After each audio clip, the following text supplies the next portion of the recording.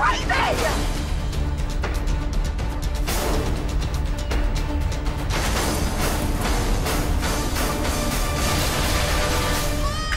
Hey, buddy. Cars don't fly.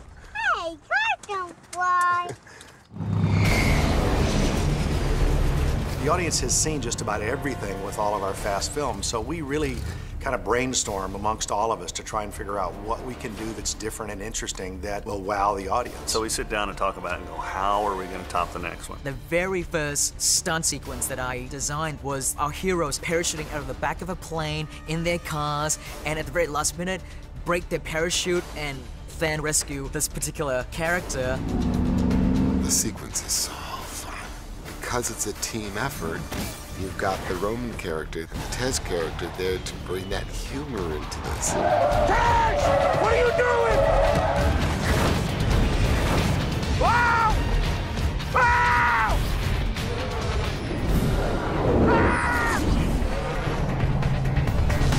It's pretty cool. Day one, when Sparrow and I were called in to do second unit, they were discussing cars coming out of a C-130. What they didn't really realize was there were so many factors that are more complicated than probably any other sequence I've shot. So we definitely want to be low enough to see the chute opening in front of us. Right on. A number of people came up and said, well, people have thrown cars out of a C-130 before. So we knew it could be done. But how do you get cars coming out of an airplane that you can't control completely? Oh my God, look at that. And have helicopters and crew and people down below and be 3 feet away from them and shoot them and do it exciting and safely.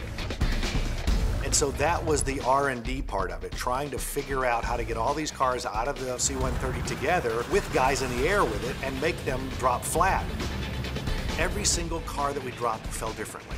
And even though some of them were a little front heavy and some of them were back heavy, the weird thing is if you rolled the windows up, they tended to start stabilizing themselves. Because when we first sent the cars out with no drogue chute, they're free falling at 175. And so the skydivers could never catch them. They had to be a part of the car when it went out. So he said, you guys grab onto the cars. Just run out with them and grab onto it so that its first initial drop, when it's gaining its terminal velocity, you're with it. And that was the key element that made it all work.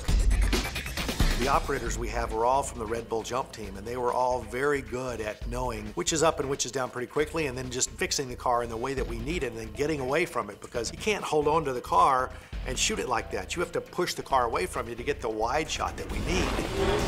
And then James saw what we did, saw what the angles of the car were, and just seamlessly dropped it in. Woo! Now we're moving. I worked with my really incredible second unit director with Spiro to tie it all together and try and make it cohesive. He had these great rigs that Dan built for first unit, and they were gimbals that were 15, 20 feet off the ground. So he had Dom's car in the air, and it could tilt way down like this and move around and turn. And they started with the camera car 200 yards away and flying in at speed as this car is starting to drop like this and comes around, goes around it, and this car is turning like this, and you come all the way in and you're in on Vin. And it cuts so great with the footage we have. The gimbal work is amazing. I was so jealous of Tyrese being in that rig. Let's make a movie, people. It's just like riding in a roller coaster backwards. I mean, who wants to do that? Okay, now I'm nervous. I wanted to be tumbled about like I'm inside of a washing machine. Oh, again! Oh! I thought it was the coolest thing ever. Oh! Out of the 4 cars, we lost 2 of them because of winds. The parachute didn't get away from the car, so we're getting a call, you know, hey, this car's not stopping and it's heading towards the freeway. We got it, but that one was something that got our hearts pumping a little bit. The airdrop sequence, we did it in 2 parts.